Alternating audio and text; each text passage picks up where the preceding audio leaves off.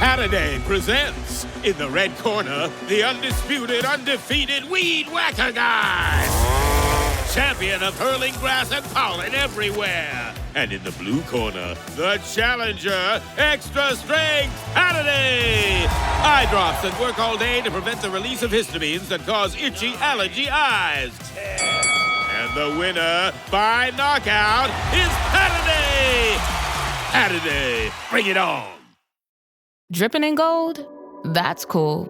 Dripping in Velveeta's supremely creamy golden cheesiness? That's respect. Elevate your drip with Velveeta's range of outrageously delicious dips and dishes. Shells, cheese, melty blocks, and heat and eat queso that go all in on indulgence. Flex on your fam with a creamy, cheesy masterpiece and go all in on what you love with Velveeta. Respect the drip and satisfy your cravings. Bring home the drip with Velveeta. Hey, this is Bill Simmons from the Bill Simmons Podcast, here to help you make the most of your summer with Michelob Ultra, a superior light beer worth playing for. Play for it with the guys when you're competing to see who can sink more birdies on the golf course, because winning tastes even better with Ultra on the line. Play for Ultra. Fill your fridge with Michelob Ultra this summer. Enjoy responsibly. Copyright 2025 Anheuser-Busch Michelob Ultra Light Beer, St. Louis, Missouri. Join us on this week's United Rugby Rewind as we take a tour of Ireland. Will Leinster remain lovely? Will Connaught remain cute? Will Ulster be unbeatable? And will Munster remain massive? Join us and see.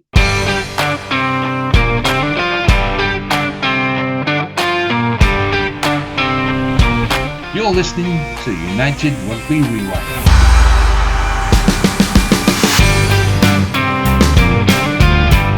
Hello and welcome to this week's edition of the United Rugby Rewind with me, Lee G, and joining me as always is the happy crew of Caolan, Alan and Ben. Good evening, gentlemen. Good evening. Evening, Lee. How are you? And we have to say again that we're recording on a Friday again because some of us have got Tupperware parties to go to, or a makeup party of some sort on Sunday night. So imagine having a social life, but never be the rest of us. What is a social life? I think this is, once you get to a certain age, just sitting down and talking with other blokes about rugby, that's kind of your social life. And you kind of like, can you turn the music down? And can we close the door because it's a bit drafty? And can everybody just hush for a second because I want to listen to what my pal's got to say about. And I don't get kids today anyway. So our social evening for tonight, our social get together. We're gonna kick off. Like I say, it's Friday night, so we are going to talk about New Zealand and South Africa. But before we get into that, some news broke tonight that just took everybody sideways. My phone literally exploded. I was cooking tea and I'd left my phone on top of the toaster because it was the only place that was available. And then it starts like vibrating when like your messages go off, and it was like the phone was ringing. It was buzz, buzz, buzz, buzz, buzz, buzz, buzz. Oh, crap, something's going on. So Toby Booth announced that he will be leaving the Ospreys at the end of this season. It's going to be replaced by so Tipperick is going to move. This is Tipperick's last season, so he's going to move to defence coach, and then I've forgotten his name. He's going to Mark Jones. Mark Jones, that's the boy. I knew I'd forget something. So Mark Jones is going to step up and take over as head coach. So what do you guys make on the timing of it and the announcement and all of that kind of stuff? I'll throw it open to you guys first. I think we mentioned it before we hit record. There's no right time. There's no right time. There's no wrong time. Like, I know with the team like the Ospreys, you could say, well, you know, like their season, they could finish anywhere between, say, 6th and 14th. I think we discussed that 2 weeks ago. We recorded the Welsh one. Probably not 14th, but you know what I mean. And like, if they have a bad season, oh, it's the coaching announcement. If they have a good season, oh, good thing they did it early and got it out of the way. Reality is, like, the players probably know this for weeks. It's not this week that they found out. That never happens. They've probably known for weeks. And I think in some ways, I do admire Toby Booth for doing it this way because, like, we know the way it is with sport. Sport is cutthroat. You could lose your job in the morning as we've seen with the likes of like London Irish and Worcester and Wasps and in that end, but also coaches being let go as well. And my initial reaction was this is a big loss for the Ospreys because I don't know, and maybe I'm wrong, but I don't know if they can build the same type of project without him. I think he's been integral to it. The buy-in of the players, the buy-in of the supporters, the patience from the supporters at the start as well. He's a wonderful personality, a wonderful character, and that's infectious.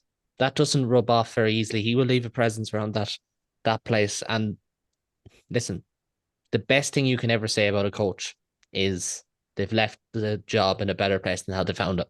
And he absolutely has. And I think he's going to be a lost league. It'd be interesting to see where he goes or if he goes anywhere at all. As I said, I would love to see him as well. I'd love to see him as a Welsh coach from a rugby pundit point of view. Maybe not as an Irish fan because I think he'd make them be better.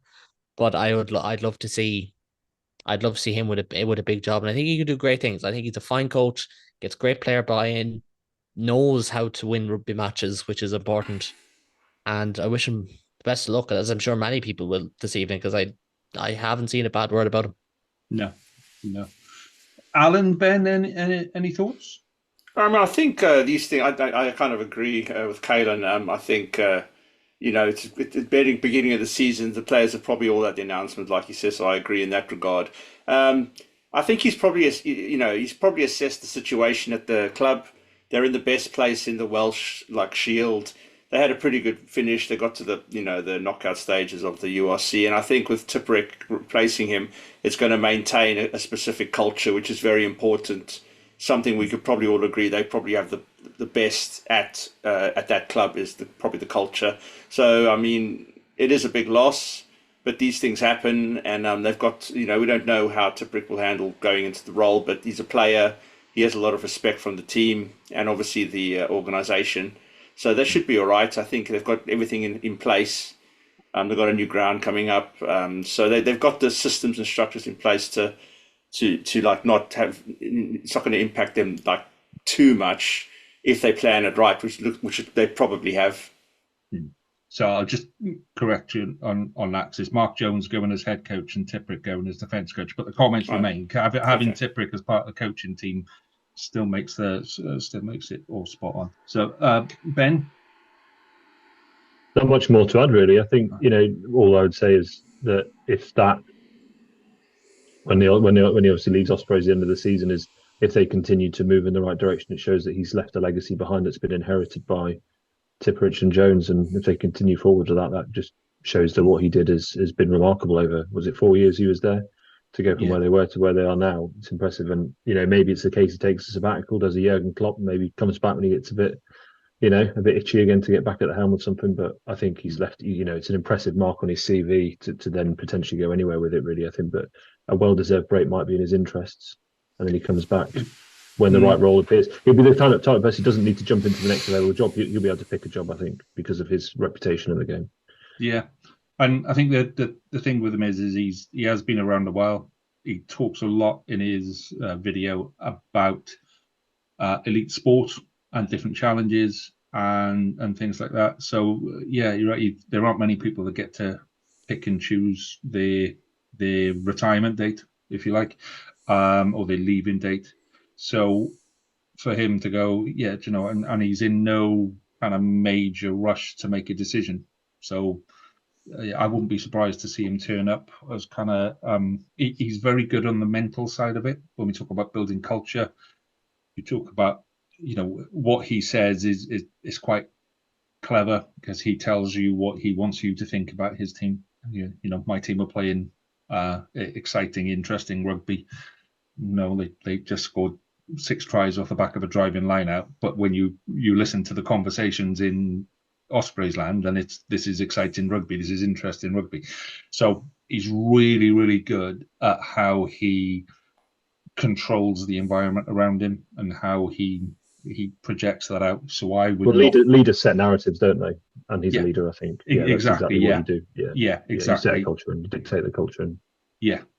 And that's I wouldn't be surprised to see him turning up in athletics in Olympic preparations or something like that, or football. It's been done in the past. Remember when Clive Woodward went to Southampton. Yeah, he went for to a bit, Southampton, wasn't it? Yeah, he went to Southampton. Didn't exactly work out, but it was his No. sort of attempt to go into football management. But he ended up in a consultancy role with, I think it was when Rupert Lowe was the chairman of Southern. Less said about him, the better, because he's a Reform MP now for Yarmouth off the top of my head, or somewhere in southeast Essex. But yeah, I think that was sort of a bit of an experiment that didn't really go to plan. And obviously, he's never really coached since. He's became a sort of average pundit, I would say. I don't really enjoy listening to him, but yeah. No, but it shows that it can be done. It shows that people do that. And that's why you're never too far away from a politics conversation. Even as we talk rugby, we managed to get reform. Yeah, this far away.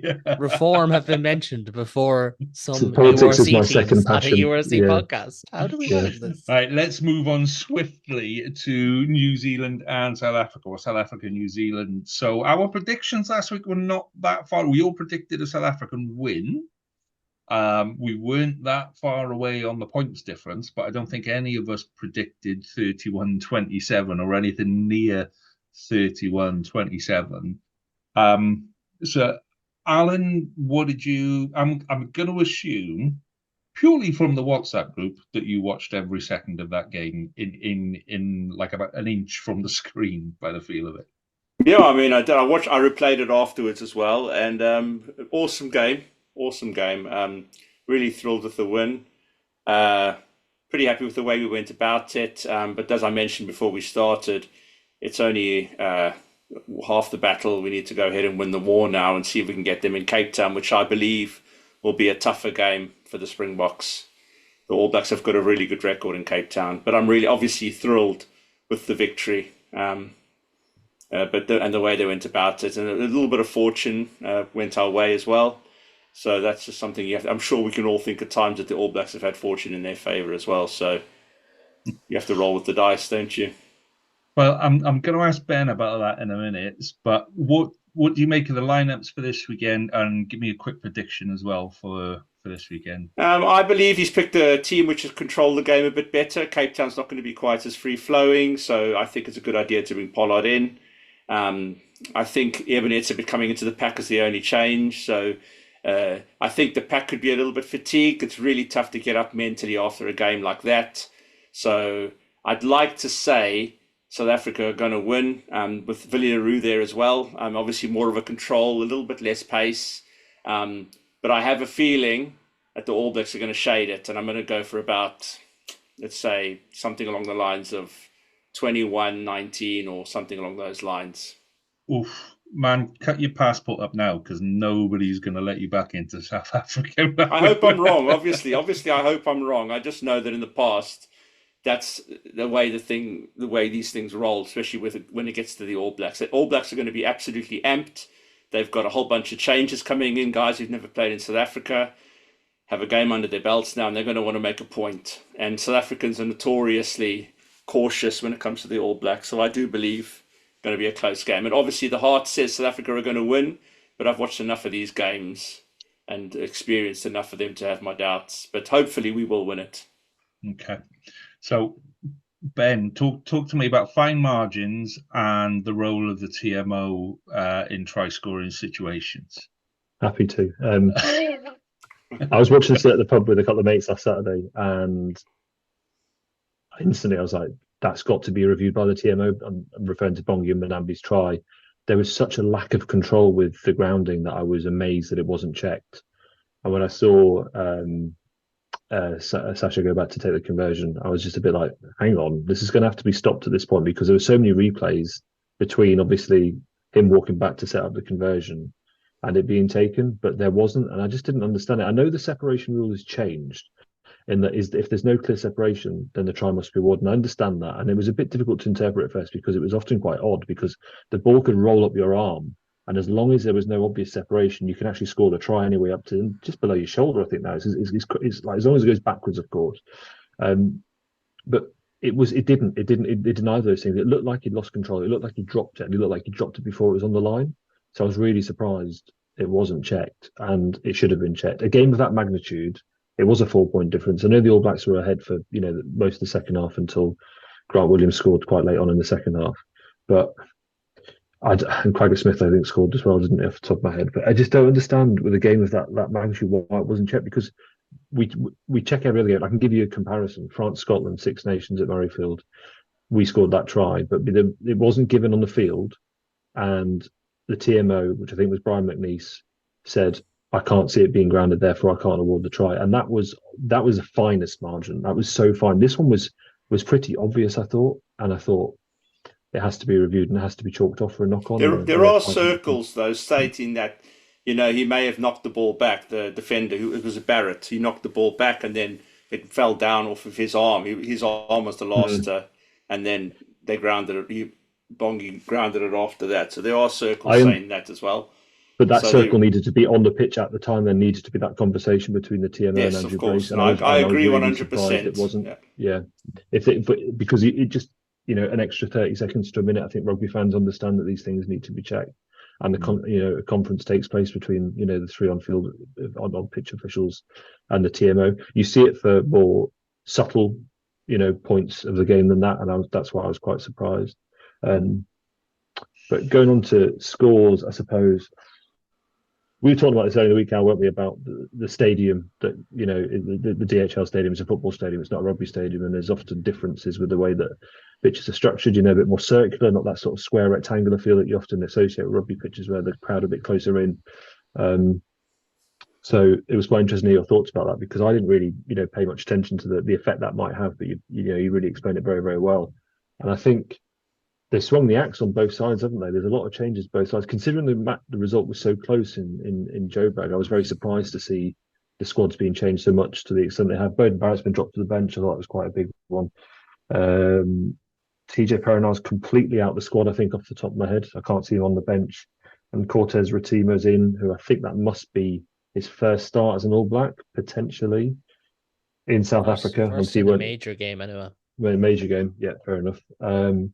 And Will Jordan's been moved to fullback, and that's not somewhere Will Jordan's played for quite a period of time. And I don't think he ordinarily plays there for the Crusaders either, on the top of my head. So, be interesting. Again, I think it's a toss-up between the two sides tomorrow. But I think more interestingly is that report this week that the South Africans and the All Blacks are agreeing to an 8-game tour, which is akin to a Lions tour, which obviously will take place in Australia next year, and looking at 2025 or 2026? 2026. And I've just read another report today, and I don't know how widely shared this has been, or whether you guys have read this, but there's a suggestion the Rugby Championship will only take place in odd years now. So Argentina and Australia will be left to their own devices for their summer in order to organise where they have a tour between themselves, which I don't think there's really the same level of gravitas that would carry as a New Zealand South African tour. And obviously they would then play the 4 URC teams as well, or maybe Curry Cup teams as part of that sort of 5-game tour before they then go into the 3 tests. But it's interesting because it kind of came out of the blue, I think. Maybe they just saw the demand for the 2 home games and they thought we could probably build on this and generate some more revenue. So it'll be interesting to see the guys it takes and whether it's a one-off or whether it becomes a permanent fixture in the calendar. And World Rugby, they might be quite keen on it as well, because obviously they want to have a North and South calendar throughout the year with some kind of ranking kind of attached to that, very similar to what happens, I guess, in football now with the Champions League having a pool stage instead of a group stage where everyone's kind of ranked from top to bottom, and the top teams kind of stay where they are and the other teams kind of go out of the competition or go to the tier below. So it's going to be interesting to see how that works out. But I think it's exciting as a one-off. I'm not sure how I feel about it as a permanent fixture, because it could be at the expense of Los Pumas and the Wallabies, which it'd be interesting. They haven't said anything yet, either team, but I can't imagine they'll be particularly happy about it. So, Colin, quickly give me a prediction. I think South Africa will win by. I think they're going to win by 7. I'm going to go 26-19 this week. My man, there you go. You predicted a loss, man.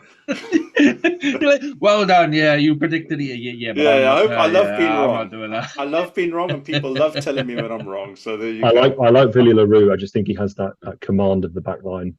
We saw it when he was playing for the Bulls during the playoffs. Very, very good at that. And I just think South Africa will set a better tempo and won't concede as many points as they did last weekend. I don't see it with that back lineup. Okay, so Caolan, what did you make of it? What did you make of this week? I'll start with last week.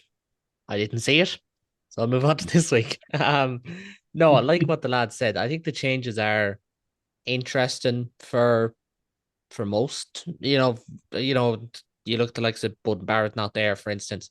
Pollard's back in. Perinara drops out as well as was mentioned.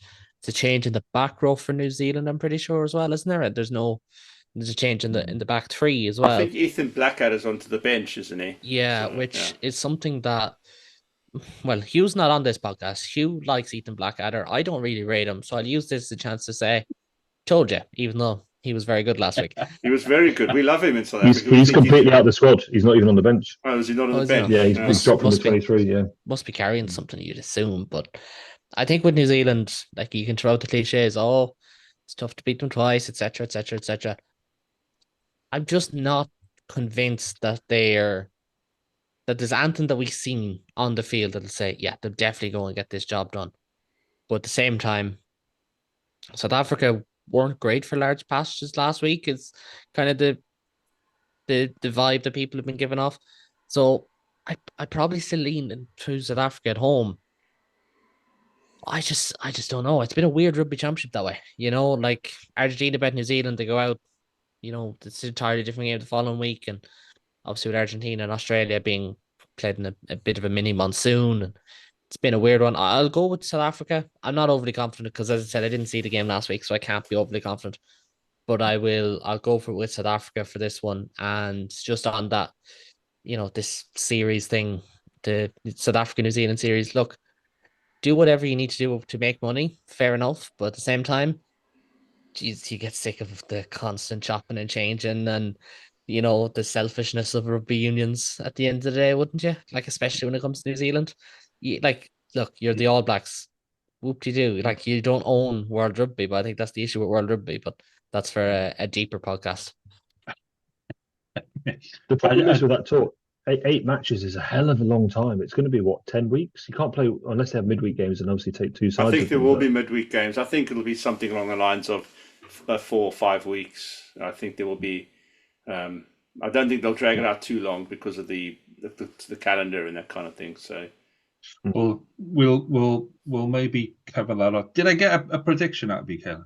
I said South Africa but I'm not confident in any. I have no idea. So yes, my prediction is I don't know what the score will be. Okay, that's pretty much. I'll go 25-20 South Africa. Okay. So I was the same. I didn't see the game last week. I've seen highlights and extended highlights and what have you. And you only get to see the sexy bits in the highlights, so it's not really the way to judge a game. But yeah, I mean, I'm just jealous that there's a half decent game going and Wales again aren't involved. And I can't remember the last time Wales were involved in a half decent game. So yeah, fair play to you boys. Crack on, enjoy your rugby, because yeah, just irritating watching good rugby when you're not involved sometimes. So I'm gonna go with I'm gonna go with a draw. I'm gonna go with a 15-all draw, just so people will go stop being a fanny on social media. But yeah, 15-all is my thing. It's just two massive sides, and it is so close. Like I say, it was one decision away from the game going the other way. There are micro decisions in each of those games that can completely turn it. And the two best sides in the world playing at each other, going hammer and tongs. And yeah, I love the fact. Just a little interesting side note: if New Zealand win, Ireland go #1 in the world. Yep. Yay! So excited. It's not the way you want to get so there, much. is it? Like, it doesn't. I honestly, and the funny thing is, what I always find funny is, and I might end it on this, you'll always see journalists come out and say, World Rugby have announced. It's like, lads, there's a calculator on their website. If World Rugby are announcing this, then someone is getting asked to do a job they don't need to do. Otherwise, you're just saying you did it, but you're saying World Rugby said it just to make you, I don't know. It's just one of my gripes. AI tool, isn't it? Yeah, with the point system. Yeah, essentially. Like every rankings, I know the like golf one is really, really weird because it goes off like 40 events, but whatever. But like this is like, it's right there. It is right there on a website. You can do it yourself. If Ireland are number one, I won't bring it up next week. I promise. Thank you.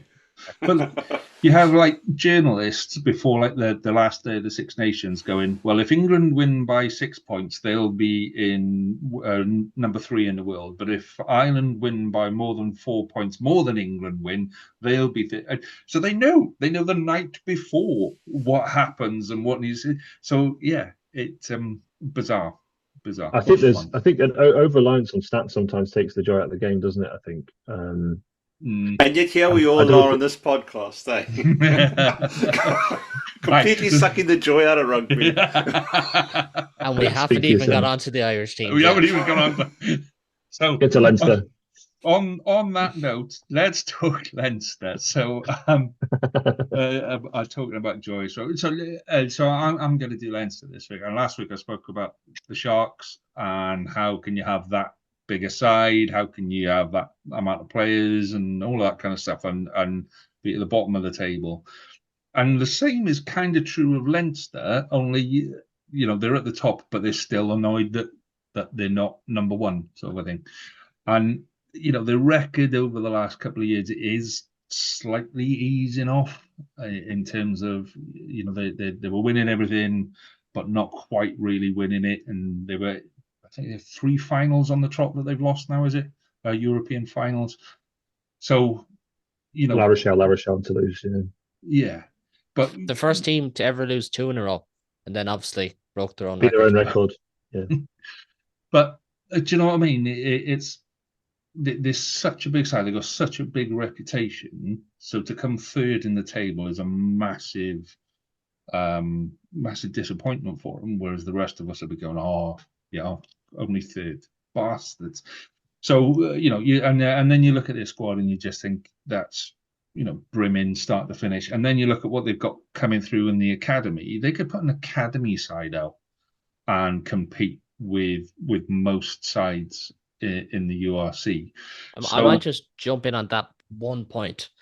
If everyone thinks that Leinster's unbelievable production is unreal, it is. Don't get me wrong. But the tide has turned in Irish rugby, and now the gap between Leinster Academy and the rest is minute. It was announced today as we record that a Glasgow and Edinburgh combined academy will play an Ulster under-23 team. That Ulster under-23 team is probably better than a similar one for Leinster. It's changed that much in recent years. And don't get me wrong, it is still applicable now, but eventually it was going to happen because they produced 3 of Ireland's greatest ever props in the space of 15 years in Furlong, Healy and Porter. One of our best ever hookers, one of our best ever second rows, or 2, depending on. Fucker would say Scarlett's produced Tyburn just for the crack. And so on. But this was always going to dry up at some stage. They still have unbelievable players, unbelievable money, but just one to watch out for going forward. It's probably getting a little bit thinner than it was, which is not necessarily a bad thing. Some people say it is, but it's not. It was always going to happen at some stage. I agree. I also think that in the first 2 years of the URC, Leinster could send their second string team over to South Africa, and they were coming away with bonus point wins. They did that this year, and it didn't work. Blown away. Yeah. They got blown away in both the games, and that just shows that the team. I mean, one of the games was against the Lions, who weren't were not the top South African team, but to get pumped by 50 points and concede bonus points like that, not come away with no points overseas, it shows that the other teams are getting better, and maybe not up to Leinster's level, but definitely the academy level and to the level that second string team. So I agree 100%. Getting closer for sure. It's what always happens. It happened to Munster. It'll happen to every team that has great production. Crusaders, for example, who had a great production line for about 15 years.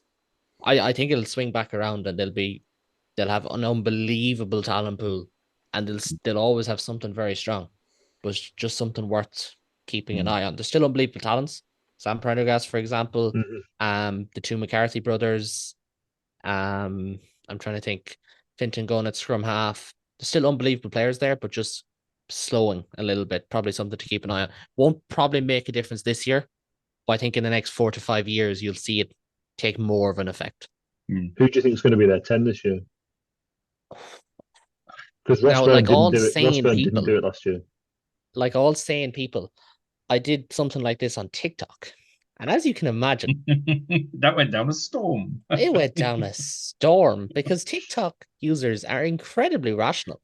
No, I think Ross Byrne is their man, and I've Yeah. still yet to see Anthony that says Ross Byrne isn't their man. A lot of that reason is, what does Jacques Nienaber want in a 10? He wants an off-ball, kick-heavy, lay it off to someone else type 10. He does not need even a Jack Crowley. Jack Crowley would be unbelievable in that Leinster backline, don't get me wrong. That's not what Jacques Nienaber has ever indicated that he wants. I think Sam Prendergast is a good player, but he's still very light. He's still very young. It'll take time for him to be a full provincial starter, because you're talking Leinster. It's a massive jersey. You're replacing Johnny Sexton. Munster fans know this. It's a tough jersey to fill. It's like the number 7 at Manchester United, number 8 at Liverpool. That's the kind of jersey you're talking about. I think with Kieran Frawley, I think there's a player there, but he's 26 years of age. He hasn't played a consistent season at 10 since his first year at Leinster. And he's shown in dribs and drabs he can do it. But there's a big difference in being an 80-minute man every week and being the 10-minute man every 2 or 3 weeks at 10. Cameo, yeah. Because I firmly believe there's no position in rugby. There's 3 positions in rugby where minutes counts more than everything. Prop, 13, and 10. They're the only ones. Like, you can build up, you can do whatever you want in the gym, you can do whatever you want in training, but minutes are so important. If I was hanging my hat on, I'd say Ross Byrne, but I do think there'll be a massive public outcry for it to be Sam Prendergast or Kieran Frawley. And look, there's a lot of reasons for that. They're fine players. Some of it will be media driven. Some people might remember, well, you probably don't remember, but Brian O'Driscoll once tweeted it was Harry Byrne's time back in 2021 when Ireland had an injury crisis. Harry Byrne went on to win 2 more caps after that. It's hard. It's a hard gig, you know. And look, I wish them all the best because of that, because it's going to be so tough for them. Like, genuinely, you're filling the boots of Jonathan Sexton, Leinster's greatest ever player. It's going to be a lot of pressure. So, I was just looking at the players in. Yeah, so they got 8 players that are now on senior contracts that have come from their academy, and that's the bulk of their input this year. That's the bulk of the people that have come in, and then we've got is it Slimani from Claremont? Slimani, Stamen, and one Mr. Jordy Barrett, who... See, now I was going to build up to those next two, and you've taken... Do you want to start again? Hello, Juan. No. So I looked at a quote from Ronan O'Gara, and he described the transfer of R.G. Snyman as a kick in the bollocks for Munster, which I just thought I'd bring that up and repeat that for you, Caolan, because I mean, it's taking the piss a bit. It's a guy that came with a lot of potential, cost a lot of money, and then didn't really deliver or spent. I mean, he kept the physio table busy. Let's say that. But other than that, he didn't really do much. He spent all that time in the physio room. Why do Leinster need to go and buy him? There's a school of thought that says, does anyone really want him now? I mean, he's great for media. He's great for getting kids involved because he's got a bit of a character about him. But why go and spend that money to bring over a guy that's just spent the last 2 seasons crocked? And then you bring in Jordy Barrett for, is it 8 weeks, 10 weeks, something like that? It's not a full-time contract, is it? It's January. It's after January November. June, isn't it? It's after the November tests officially. Right. Chances are we may not see him until the Christmas games, because they have, I think it's Ulster. He could play against Ulster, in fairness, on what would be the last week of the November tests. And then it's Bristol. It's a good chance he sits that one out and they give him a rest, because I mean, they have 3 international centres, but I think I'm trying to make this point, and I genuinely mean this. People might laugh if you're an Irish listener or Welsh listener or wherever. A lot of the furore against the Snyman signing was, well, it was twofold. It was announced 2 days before Christmas and 3 days before Munster played Leinster, which there was a lot of these deals are signed off on. Every deal is signed off on by the IRFU. And there was a feeling that, well, geez, you'd never let us do that, which is fair. Like, and rightly so. It's a weird time to drop it. Granted, it's a massive Christmas present, you know, like get that joke in there. But it's the sense that Leinster announced, and I can't remember who it was that stepped up to centre. I think it was Dan Sheehan stepped up to centre contract that week. And by that night, they announced Snyman. So they take one player off the books and bring in another. And we're told in Ireland that it's win now, or sorry, it's a union base. It's about the good of all 4 teams, whatever. But that just screams of, right, we're going to take, now Dan Sheehan deserves a centre contract, don't get me wrong. We're going to take this player off your books so you can sign another guy who Munster were already told you have to get rid of one of their second rows because we have this unofficial rule that you can't have like a certain amount of NIQs. The reason that rule's unofficial is because it will break EU trade laws and employment laws. It's there. It's not written down anywhere. We just know it exists. And it honestly, the more I see of August Neyman, the more I wonder if he'll help Leinster win a Heineken Cup, and that's what it's all about for them. But it's really about the fact that, well, once we're told they can't have him, or sorry, they were told they can't have him or Jean Lane. And then it got approved that he could go to Leinster, which for personal reasons makes sense for him. His wife has a job in Ireland. She was able to move from her Limerick-based role to a Dublin-based role. It's absolutely fine. No issues there. But certainly seemed like David Nucifora, who one of his stated aims was for 2 Heineken Cup wins since 2019. He's had 0. That he probably just did them a favor and said, you know what? I need this one.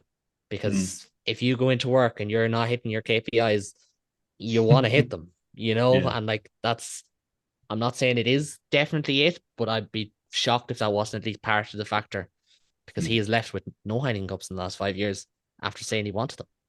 So that was kind of my thing. Are these players coming in? So Barrett and Snyman, are they only coming in for European games? Are they the big, you know, essentially you've got the academy development side playing the lower half of the URC, kind of the first team playing in the top half of the URC teams, and then we're going to bring on the big guns for Europe. And that's, I just think it sets a bit of a precedent that I mean, you're right. They've essentially won nothing for 3 years.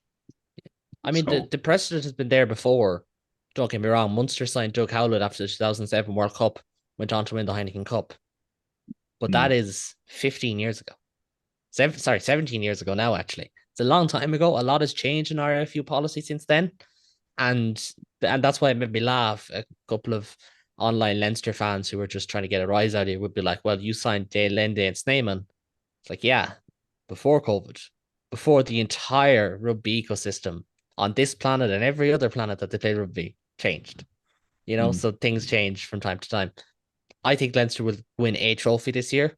If they don't, that pressure that seems insurmountable is going to be really heavy on them if they don't win this year. Yeah, agreed. Okay, so let's just assume that Leinster are going to do really well, but everybody hates them anyway, because someone's got to hate somebody. Can I ask? Does anyone here hate Leinster? I'm just throwing it out there. I hate the fact that they bring a second string team over and still tonk us. I mean, we did that too, so. All right. Yeah. Thank you. Okay. Let's move on to yourself, Ben, and discuss the almost tropical climes of Connacht with the new stadium and everything else that they've got coming this year. What are we looking for out of Connacht this year, mate? They've got to travel better. It's as simple as that. Their travel last year was dreadful. won 3 games. And that was it. Their home form was very, very good. Galway's somewhere I've got a huge amount of fondness for. It's a trip I made a couple of seasons ago to watch Edinburgh play there. It's absolutely fantastic city. I love the city. I love the culture. I love the food. People are so friendly. The stadium's a short walk from their square. Really, really enjoyed my time over there. I think what Connacht have done this season is just, apart from Josh Ioane, who they've signed from the Chiefs, which is an interesting signing because JJ Hanrahan I think he did his ACL over the summer. So that's a good signing. Earliest Hanrahan is back is Six Nations time. It's a Right. massive chunk.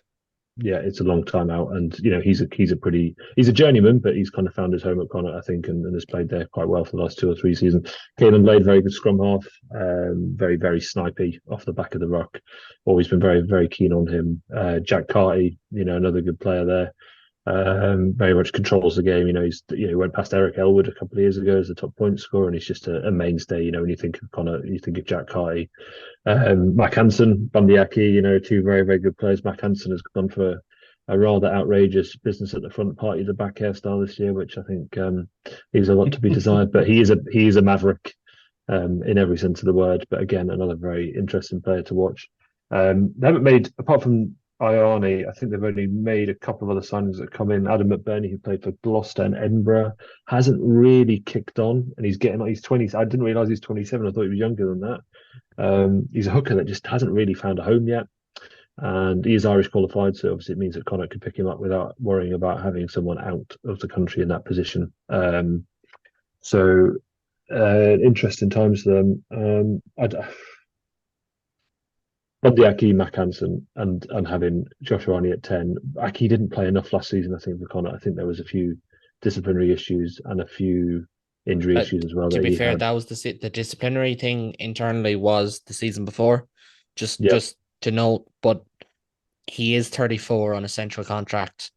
His minutes are only going to go down, I think, in the green of Connacht. So I think we'll see a lot of call forward at 12 in Bundy's absence. Call forward if anyone has watched him. He's a really nice player, but it's at 13 that I would have question marks. Tom Farrell has gone.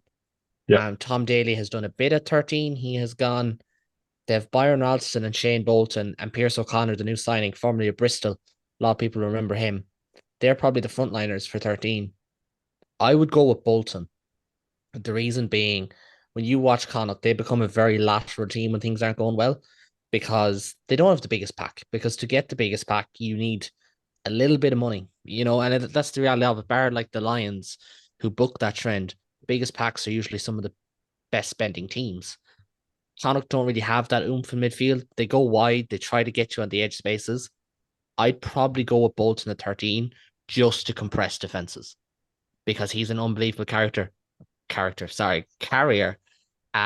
a clip of him doing the rounds. He threw Waisea Naikalevu to the side at the weekend. Now, Waisea could throw me to the side or any of us. I don't think it's going to happen in reverse. Bolton's a massive carrier. I'd love to see him at 13. Now, you could talk about, 2 big men at 13. How are you going to get out wide? Use Mac Hansen as your playmaker. He does it anyway. He does it for Ireland. He does it for Connacht. They did miss him because obviously he didn't play a game after New Year's Day last year. This weekend, the day after we record, will be his first game back. Yeah. And look, they need him because Mac Hansen's one of the best players in the world. If you have one of the best players in the world, you're going to need him. That's just the only thing I'd look out for with Connacht. Agree with your points on the signings. They have made a few. I think they've made 6 or 7 signings in total. None of them the most high profile. Maybe watch out for Temi Lasisi.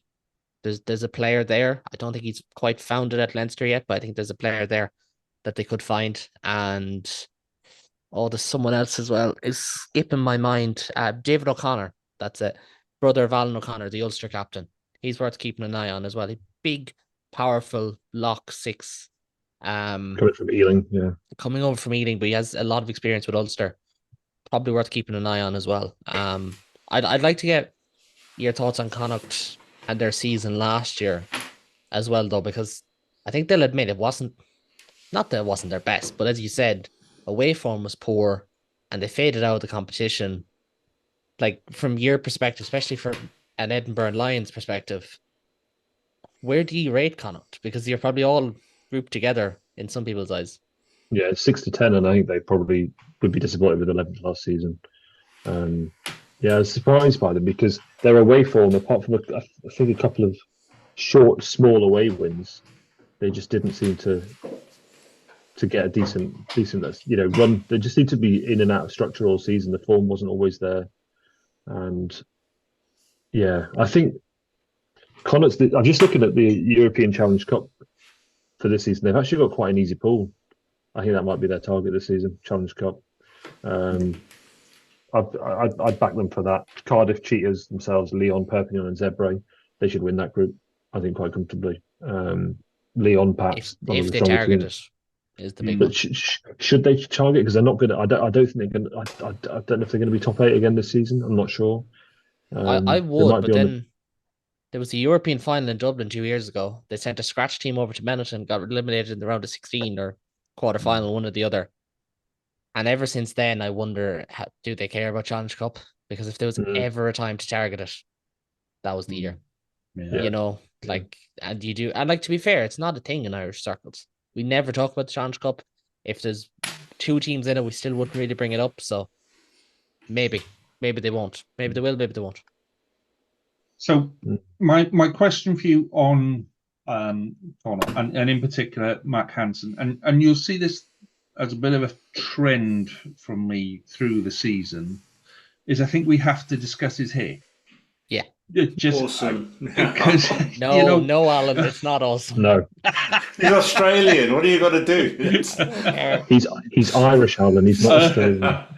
His mother is from Cork. You'd never see a hairstyle like that down in Cork. No, I can't say that I have seen many Irish people with hairstyles like that. It's but the moustache, the hair, awesome. Love it. You have to be watching Aussie Rules on a Friday or Saturday morning to see similar hairstyles. With those little shorts as well. There you go. AFL category. It's more of a poltergeist vibe or something like that, to be honest.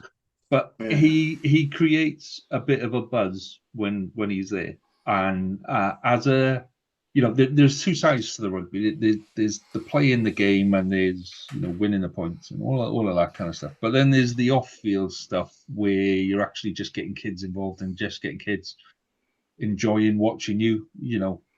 And I can see him walking down, any high street in Ireland, and people going, "Oh, look, that's the guy with the hair." Which guy with it? The rugby player, what rugby player? Him with the hair. Look, he creates a buzz. He gets out, and I think it's a ridiculous haircut, but I love the fact he's gone and done it, because it just creates a buzz. It creates something to talk about, and I love it. Is my favorite thing about let's discuss haircuts. And if Steph Evans ever actually makes it back onto the pitch this year as a Scarlet, trust me, we're discussing that one as part of that week. So let's move on swiftly from Connaught and haircuts, and let's discuss Ulster. So, Alan, what have you got on Ulster? What can we expect, and where are they going this year? Well, I think Ulster have had a few financial issues when I looked into them, which seems to have dragged on, and it's probably going to affect their performance this year. They've got the big man, the exciting man, Werner Koch. If you're talking about creating a buzz, that's your man. 100% energy, 100% enthusiasm. Maybe lacks a little bit of technique when he's tackling sometimes, but he's a 100% man. Awesome guy to have on your team. Really positive, good team player, good impact. You saw his social media, I hope, his little post on his little Durban vibe, get down to the Kingspan Stadium. That was a good one. Obviously, but there's still, the issues still remain. They have some changes in leadership. They've obviously, Stephen Kitsoff has gone back home. We know over the last couple of years, they've had a few South African players play there. They don't seem to stay very long. So it's not too dissimilar to the situation with Munster going back a few years, where they would get these players in for a little bit of a stint to help improve and get them over that winning hump, you know what I mean? And they just haven't managed to get there. But I think it's going to be tougher for them this year, based on the fact that they've had those changes at the top. They've got financial difficulties. And obviously they haven't really lost many players, and like Caolan said, they do have a really good academy, so a lot of the players are going to come through there. They've lost Billy Burns. He's gone. Where's he gone? He's gone to That's Munster. he's gone to Munster. So yeah, he's one of their talisman. He will be there for a long time. So we just have to see how it goes. I mean, on the plus side, they do have the best kit out of all of the Irish teams. The jersey's amazing. The stadium's really nice, and because of the connection with Ruan Pienaar and the flank from the Sharks, Kutsia, they're quite popular with the South Africans. They have kept a bit of an eye on Ulster over the last couple of years because of those two players. A lot of great South Africans. The late Pedri Wanenberg was there. Johan Muller was captain. Yeah. Pienaar, who you mentioned, they had Stefan Terblanche was there. Yeah. Also went to a European final with them.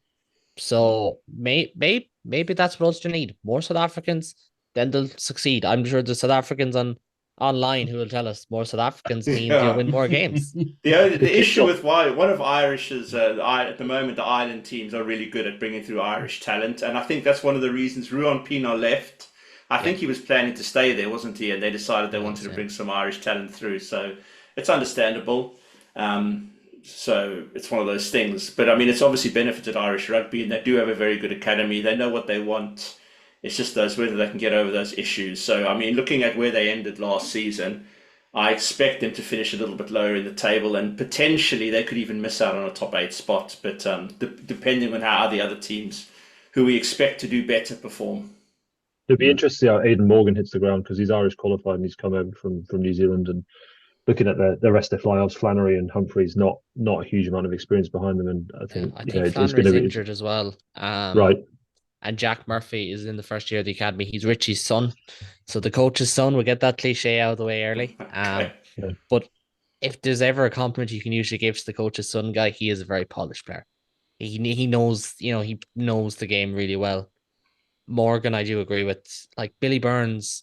Billy Burns' greatest strength is he was uber consistent. He was always available. His biggest downfall, he was never the 10 to bring you up another level. He's not going to be that from Munster because they have Jack Crowley, obviously.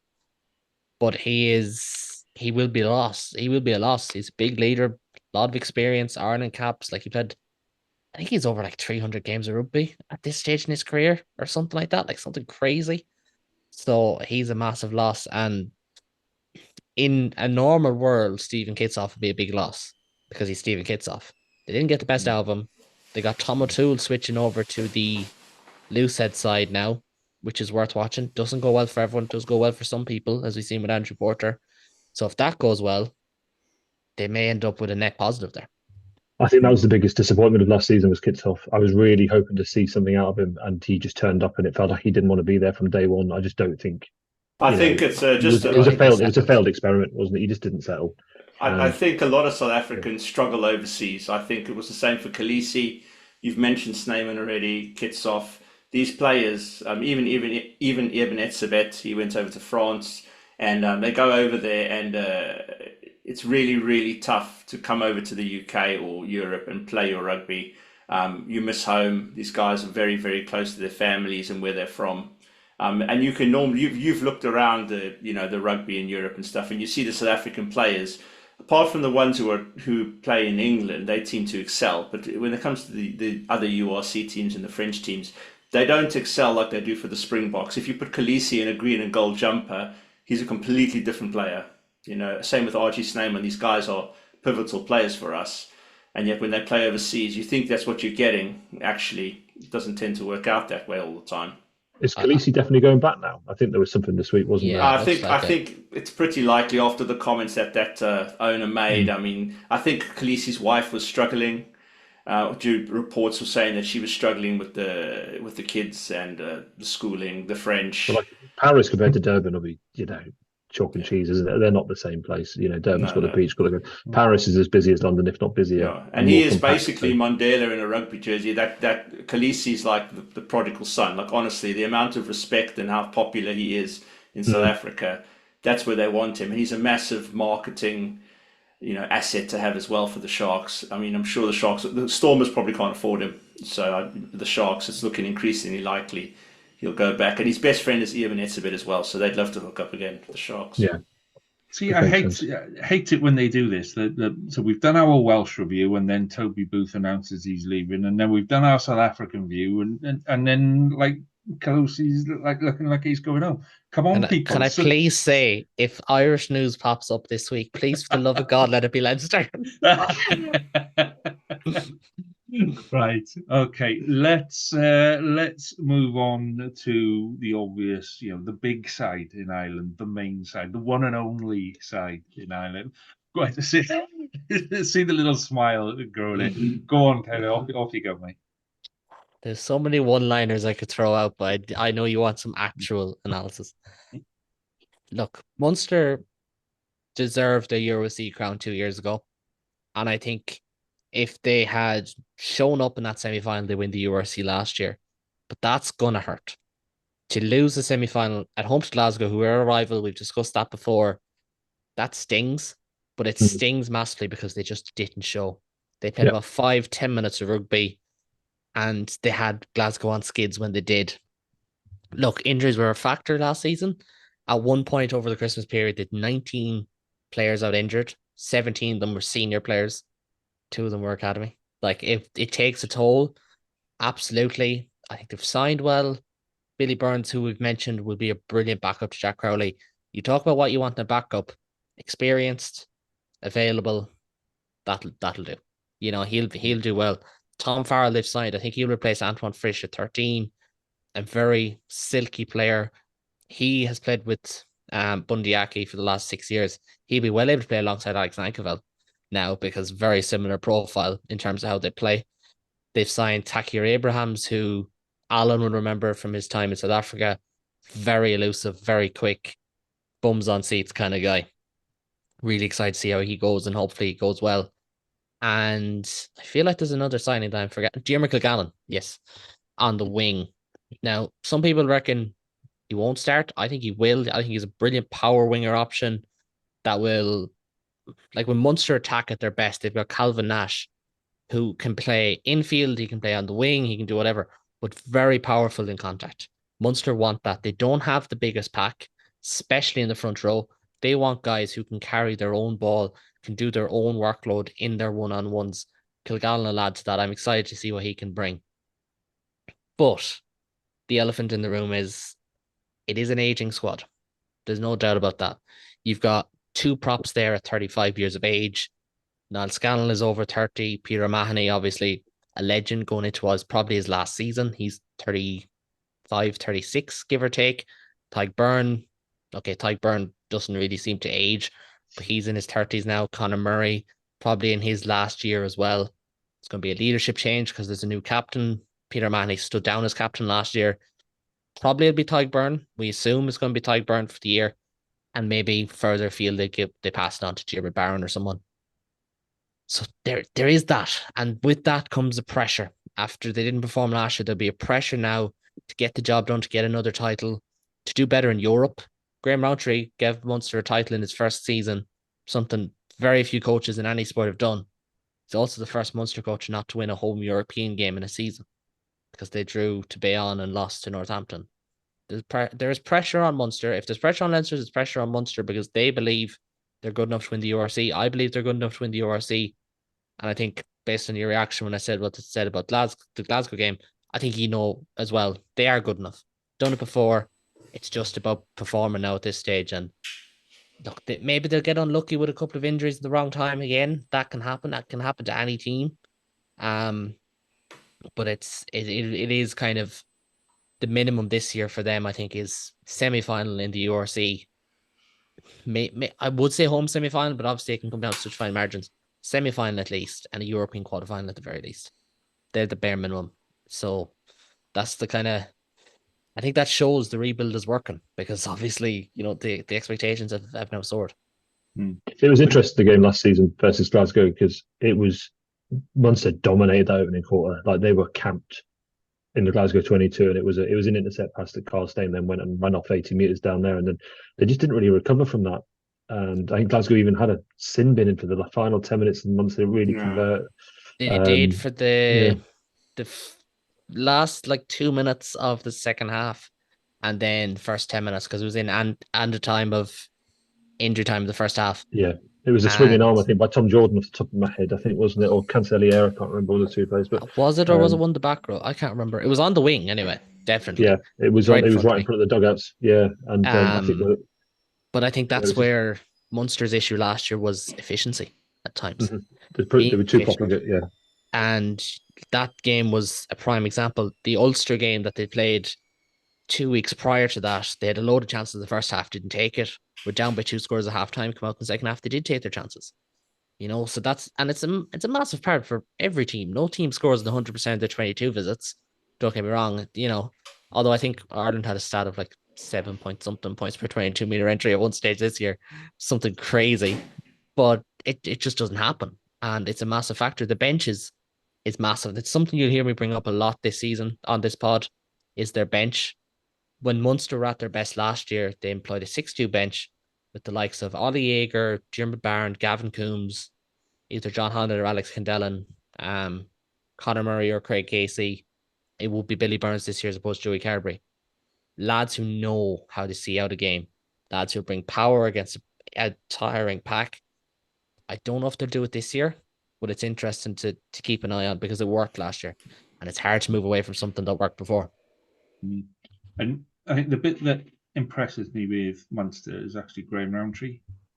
He just, when he took over, it didn't seem like a natural progression. I know it was he was internal and all that kind of stuff, but he just didn't seem comfortable as a head coach to start with. And since then, yeah, he had a little bit of a rocky start, but I've been really, really impressed with how he's. Yeah, it's an aging squad, but he's also building something. Do you know what I mean? You can see he's got some. It's the most important person I think in the building is Ian Costello. Some rugby nerds remember he was the attack coach at Wasps back when Wasps were kind of at their peak of like 2016, like that second peak. He was really, really good there. He came back to Munster just before COVID. He's essentially a director of rugby. He's not by title. He is essentially a director of rugby because he's involved with the professional team and the pathways and bringing through players. And he's very, very good at that. But where we've seen the difference is Alex Candellan, Gavin Coombs, John Hodnett, Jack Crowley, Craig Casey. These lads look pro ready from their debut. This was a massive issue for Munster for years. They had lads who looked like they could be good players down the line. Very few of them were ready at 2021. Now most of them look ready. I watched Sean Adogbo tonight against Gloucester. Looks pro ready. He's only 20 years of age playing in the back row. The same for Jack Oliver, the 20-year-old scrum half. It's a massive difference to make. And like, credit to Rowntree, he's allowed Ian Costello be promoted even since he went in. Be promoted up the rank again further. He's brought in Mike Prendergast, who a lot of people thought if Mike Prendergast came back to Ireland, it would be as a head coach. So that's a big personality to bring back in. Brought back Dennis Leamy, who is a Munster legend. He doesn't mind having these big personalities in the room. And that's important too. The connection with the fan base is there. I've had a couple of interactions with Graham one-on-one and different things. He is a nice man. He holds himself to good account like the team generally do. I don't most squads, there's the vast majority of them are grand lads. But he is building something, and credit to Johan. I think Johan van Graan, he knew what he wanted, but Johan was more of a win now coach. And he focused on signings and developing the best out of the players he had and getting them to the level he wanted. I think Graham is slightly bigger picture, and he's got a lot of experience. In fairness, he was with Georgia, with England, with Quins, obviously that great Leicester team. And he knows he knows a lot about culture, would be how I put it. He knows a lot like that. What he did at Leicester wouldn't work now. Even his work with Georgia wouldn't work in Ireland. But clearly there's something there that everyone seems to just get it. And if he applied for an Irish passport now, I think he'd have quite a few people that would countersign and be quite happy for him to be, wouldn't it? And that's not often that happens. Right. Okay. That's our tour of Ireland sorted, gents. So let's just finish as we have done previously with a couple of predictions about where your side is going to finish in the league. So before I do Leinster, I'm going to say this is where they're going to finish in the league, not necessarily after playoffs and all of this kind of malarkey, because that's, if I'm talking Leinster, I'm talking of the league. League is what's important. The playoffs and all of that. Lovely down, but it's the league that's important. So I'm actually going to say that Leinster are going to come top of the league. I just think that there's enough in there this year. There's enough kind of pissed offiness, if that's a word. If it isn't, I'll put it in there later. But there's enough pissed offiness to motivate them to kind of go that extra bit this year. So I'm going to go Leinster as number 1 in the league this year. So Ben, Connaught.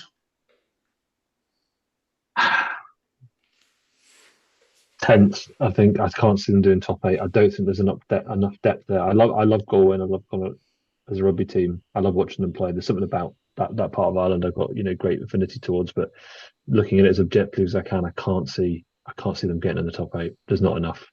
Hansen's lovely to watch. Fantastic player. If he plays more often than he did last season, good chance, but not on his own.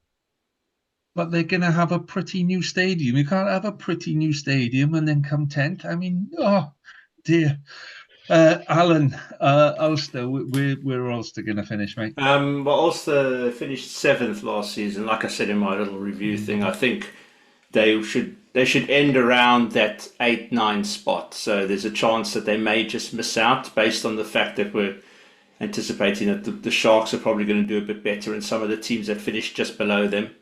But I think I think at come the end of the season, they could be one of the teams that are around that 8 mark, and looking at just about qualifying potentially in the last couple of weeks, needing a win here or there, or a few other teams performing. So I'm going to put them down at 9th, and then see. But I reckon they could just scrape into the top 8, but it'll be tough for them, I think. Oof. Can you remember a time when 2 Irish sides finished outside the top half of the table? I think all the teams are going to up their game this season. I think teams that underperformed will do much better. We already know the Scottish teams are doing better. The Italian teams should improve. I think as a general rule, I think most of the teams have improved. But it's just the Welsh teams that are going to prop the rest of the league up, I think. So outraged I am. Right, let's move on to Munster quickly. Caolan. I just do the 4 because I'm Irish. I think Leinster first. I think Munster second. I think no to way. be fair. No. Hang on now. Hang on. I think the reason I still see them being top is, again, there's not a huge pile of change in the two. And I don't see a massive change. I still have the same top 3. I have Munster, Leinster, and Bulls as the same top 3 as last year. Actually, I went Stormers 3rd and Bulls 4th, but same, close enough. I'm going to disagree with Alan. I'm going to go with Ulster 5th. I really like this Ulster team and the way they're growing. And yes, they have a new head coach, but it's a head coach who took charge of them for 5 games last year, if not more, possibly 6 or 7. I think that makes a massive, massive difference. I like their squad profile. And I think similar to Munster 2 years ago, it's probably going to be the last season for Ian Henderson, for Stuart McCluskey, for John Cooney. It's a bit of a last dance vibe about this Ulster team. I really like them under the radar, but I'm going to agree with Ben. I'm going to put Connacht 10th. I just don't know if their style holds up when you take. I think their style is so dependent on having Bundy fully fit and Matt Hansen fully fit, but they're going to miss 6 or 7 games. I don't think it holds up. Yeah. I think 10th would be. They could squeeze into the playoffs. I think they could finish lower than 10th, if I'm honest. So they're the ugly stepsister of this conversation, I suppose, at this stage. But they've got a shiny new stadium. It's not built yet. I passed by it today. It's not fully built yet. Like, we're still in construction phase. Yeah, it's staying on the same site, isn't it? Yes, exactly. It's just a new stand across from where the television cameras would have been. Yeah.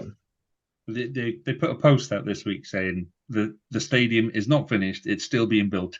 Please stop coming to this ground and trying to get into the stadium, which I thought was brilliant. Right, gentlemen, we have finished our tour of Ireland. So next week we shall venture around Scotland and Italy in the newly named Scotalia region. We shall do all the same things again, and no doubt somebody is going to get in trouble with at least one of the Scottish sides by predicting them to not qualify quite at the top of the table. So, will I just do that? Munster fan just go against Glasgow, like it just makes sense. Ben, you can put it Edinburgh first. I'll just go against Glasgow and I'll make everything happy for everyone else. Yeah, we can do that. On that note, gents, thank you very much for your time tonight. It's been an absolute pleasure. Have a good week. Enjoy your rugby. All the best. Thanks, Lee. Good night.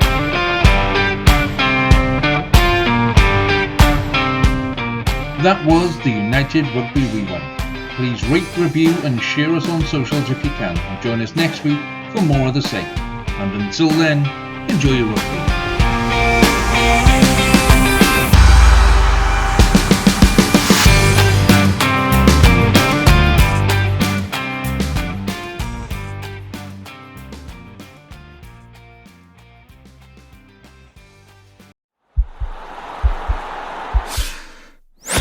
This podcast is part of the Sports Social Podcast Network.